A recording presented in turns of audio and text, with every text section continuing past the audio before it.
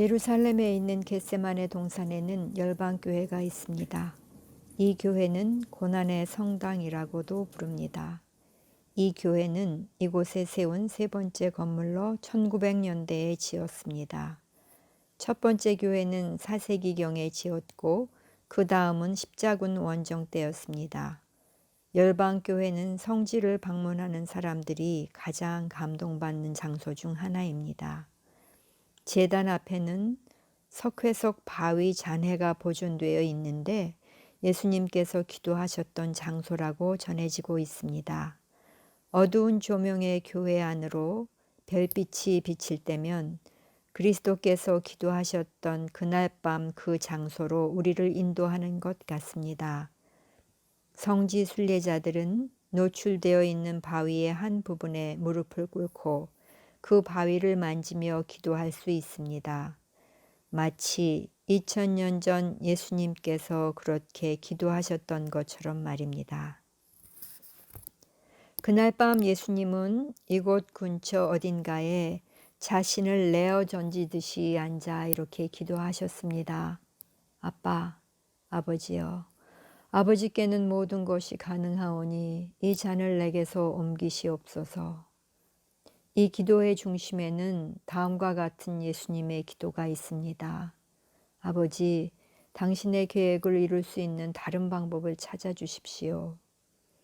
제사장들에게 버림받는 것이 아니라, 군중의 야유가 아니라, 군인들로부터의 고문이 아니라, 십자가의 고통과 수치가 아니라, 죽음의 어두움이 아니라 다른 길을 말입니다.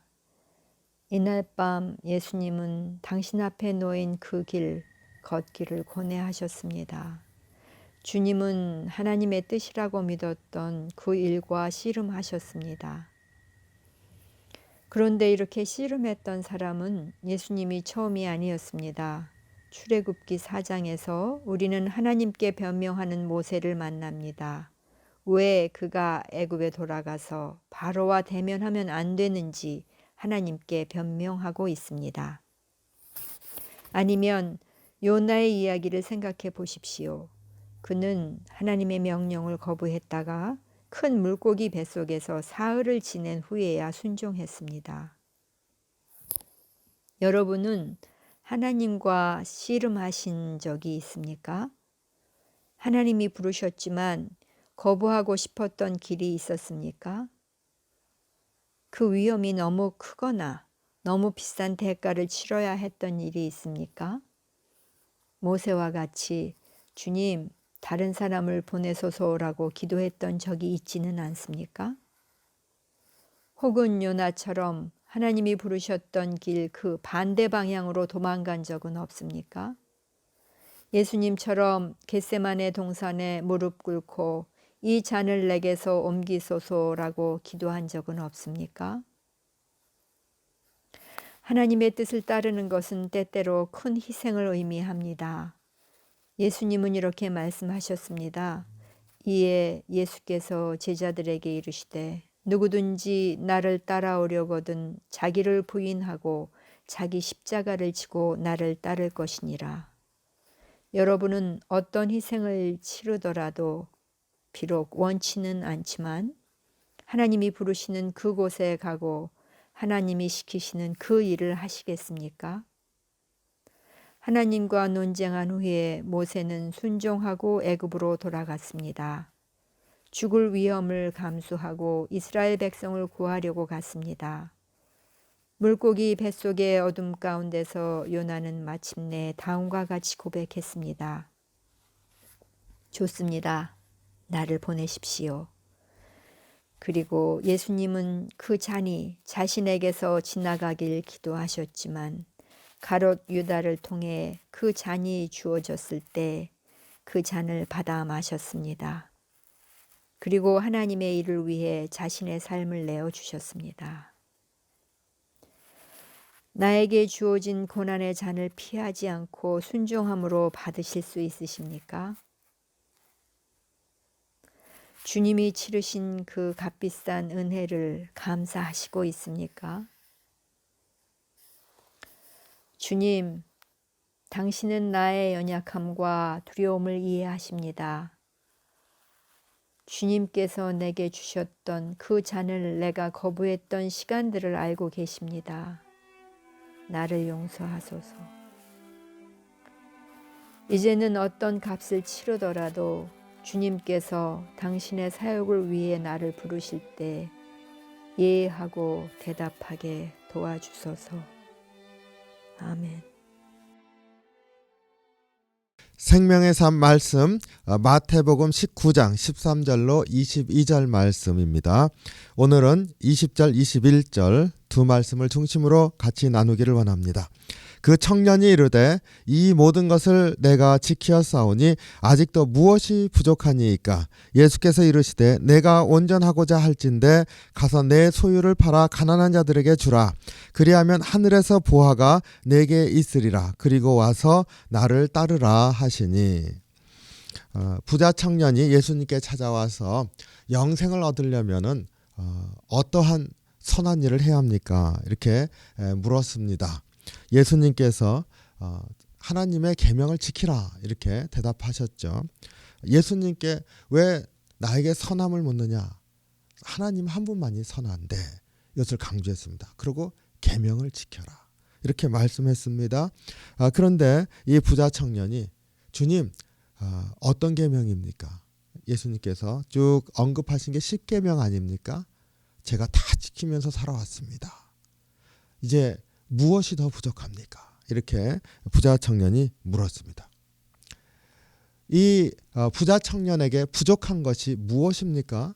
예수님께서는요, 하나님 한 분이 선하시고 하나님께서 지키라 하신 계명을 지켰으면 사실은 부족한 게 없는 것입니다. 그렇지 않습니까? 그러니까 하나님 선하신 분이시고 하나님 주신 계명을 지키면 하나님이 선하라고 하신 거 다 그 안에 충족되어 있는데 뭘 걱정합니까? 근데 이 부자 청년은 내가 다 지켰습니다. 무엇이 부족합니까? 내가 무엇을 더하여야 영생을 얻습니까? 이렇게 물었습니다. 바로 이 질문에서 사실은 예수님께서 이 부자 청년의 진짜 부족한 게 무엇인지를 보신 것 같습니다. 예수님께서요, 이 부자 청년이 정말 부족한 게 무엇일까요? 계명을 지켰는데도 내가 부족합니다 생각하는 이유는 계명을 지키는 것이 율법적으로 지켰기 때문인 것이죠. 마치요 우리 교통신호 지키는 것처럼 교통법규를 지키는데 거기에 무슨 하트가 있습니까? 가다가 지켜야 되니까 지키는 거죠. 이 부자 청년이 율법을 지키는데 그냥 지키는 거니까 지킨 겁니다. 그렇게 사니까 그 안에는 생명력이 없는 거죠.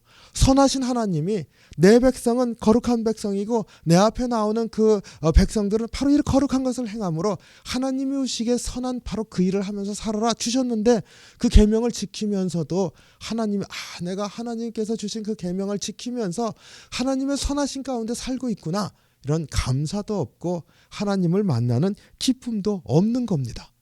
마치 교통법규 지키듯이 그냥 지킨 거야. 지킬 거니까 지켰다. 형식적으로 지킨 거죠.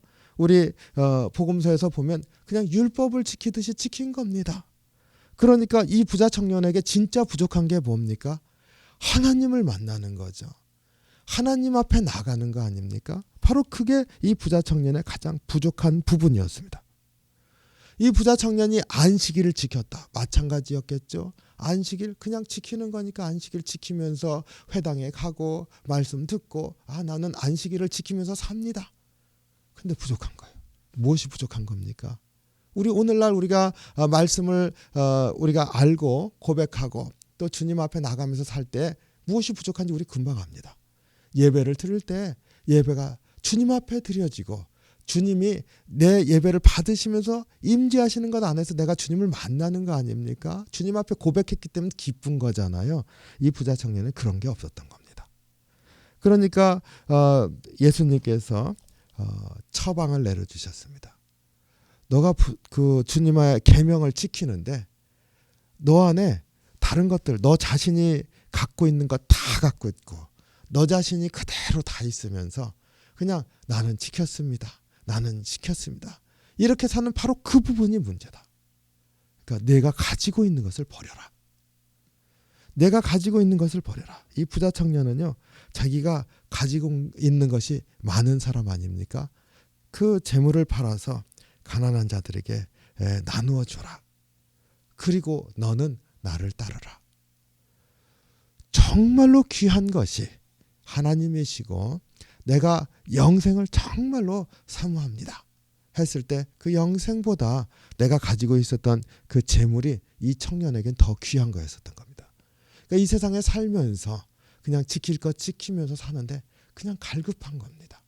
주님이 그걸 아신 거죠. 너의 부족함은 내 마음을 들이지 않는 거다. 내가 부족한 것은 내가 가지고 있는 것 그것을 그대로 붙들면서 아무것도 바뀌지 않으면서 그냥 내가 어떻게 하면 되지 하면서 살기 때문이라는 겁니다. 그것을 내려놓으라는 거죠. 그것을 팔아서 가난한 자들에게 나누어 주어라. 너 선한 게 무엇인지를 알고 싶어 하지 않았느냐. 하나님이 가난한 자들을 바라봤을 때 어떤 마음을 가지셨겠느냐. 하나님의 마음을 너가 똑같이 갖고 그 하나님의 마음을 따라서 내가 가지고 있는 것으로 그들에게 나눠주고 너는 나를 따르라. 그 버리는 것에 대해서 예수님께서 말씀하셨습니다. 이 부자 청년이 가지고 있었던 가장 갈급한 부분에 필요했었던 것을 아시고 거기에 합당하게 이렇게 가르쳐 주셨습니다. 이 부자 청년 오늘 스토리 가운데 우리가 아는 것처럼 근심하며 돌아가지 않습니까? 그러니까 내려놓지 못하고 돌아갔습니다. 바로 이 부자 청년의 문제가 바로 거기에 있었던 거죠. 21절에 보니까 내가 온전하고자 할진대 내 소유를 팔아 가난한 자들에게 주라. 내가 온전하고자 할진대. 그 온전함이라는 게 뭡니까? 온전한다는 것은 하나님 보시기에 완전하게 행하는 것을 말하는 게 아니라 온전하고자 하는 것은 하나님의 마음과 같은 마음을 갖는 게 온전한 거잖아요. 하나님이 긍휼하게 베푸는 그 마음을 나도 갖고 하나님이 나를 사랑하시는 그 마음을 내가 알고 내가 하나님 앞에 또 하나님이 내가 하나님을 사랑하는 것을 받는 것을 기뻐하시는 것을 알고 이런 게 온전한 거 아닙니까? 그냥 율법만 지키고 이거 불완전한 거죠. 우리가 내가 온전하고자 할진대 내 마음에 있는 것 내가 세상에 살면서 붙들고 있는 것 그것을 내려놓고 너는 나를 따르라. 오늘 이 말씀을 묵상하면서 우리가 주님 앞에 주님 정말 선한 것 하나님 한 분만이 선하신 분이신데 하나님이 선하다 말씀하신 수 있는 그것 내가 주님을 사랑합니다.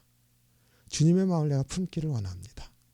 내 안에 있는 내가 내 스스로 지키고자 하고 찾고자 하는 것 내려놓고 주님만 따라갈 수 있는 그런 마음 주십시오.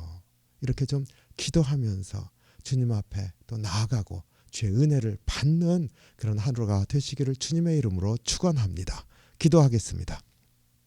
사랑이 많으신 주님, 주님의 은혜와 사랑에 감사와 찬양을 드립니다. 우리의 삶 가운데 세상 가운데서 참으로 어려운 것은 어려운 대로 우리의 마음을 빼앗고 우리에게 풍족한 것은 풍족한 대로 우리의 마음을 빼앗고 그래서 주님을 온전하게 바라보지 못하는 때가 많이 있음을 고백합니다. 주님 오늘 말씀을 보면서 다시 한번 우리의 마음을 내려놓고 우리의 마음을 차지하고 있는 것들을 버리고 또 주님께서 사랑하시는 이들 마음에 품고 있는 이들을 내가 주님을 대신해서 또 마음을 주고 사랑을 베풀며 주님의 마음을 품으면서 주님을 만나고 주님을 기쁘시게 하는 그런 삶이 될 수 있도록 저희를 인도해 주시옵소서.